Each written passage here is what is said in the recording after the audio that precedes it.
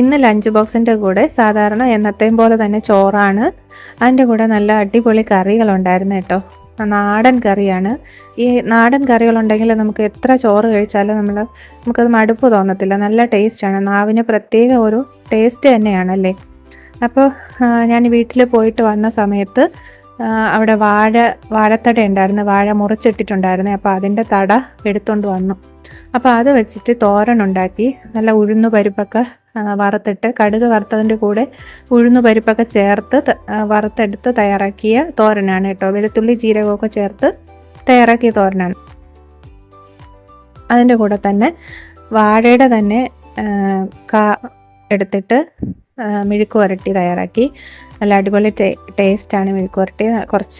കുറച്ച് കൂടുതൽ എണ്ണയൊക്കെ ഒഴിച്ച് വെള്ളം ചേർക്കാതെ അടച്ചു വെച്ചിട്ട് കടുക് വറുത്ത് കറിവേപ്പിലയൊക്കെ ഇട്ടിട്ടാണ് കേട്ടോ.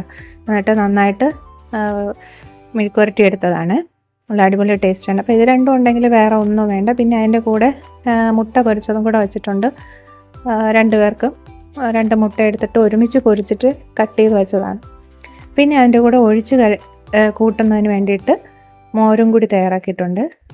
സാധാരണ നമ്മൾ തേങ്ങ അരച്ചിട്ട് അതിൽ മോര് കറി, വേറെ പ്രത്യേകിച്ച് വെള്ളരിക്ക മാങ്ങ ഇതൊന്നും ചേർക്കാതെ പ്ലെയിൻ ആയിട്ടുള്ള മോര് കറിയാണ് ഇന്ന് തയ്യാറാക്കിയത്. അപ്പോൾ ഇന്ന് ഉച്ചയ്ക്ക് ചോറ് കഴിക്കാനായിട്ട് ഭയങ്കര കാത്തിരിക്കുന്നതാണ് ഈ കറികളൊക്കെ കൂട്ടി കഴിക്കാൻ വേണ്ടിയിട്ട്. അപ്പോൾ സാധാരണ നമ്മൾ പുറത്ത് മലക്കറി കടയിൽ നിന്ന് മലക്കറിയൊക്കെ വാങ്ങിച്ചിട്ട് തയ്യാറാക്കുന്നതിനേക്കാളും എന്തുകൊണ്ടും എനിക്കിഷ്ടം ഇതുപോലെ നാടൻ കറികളാണ്.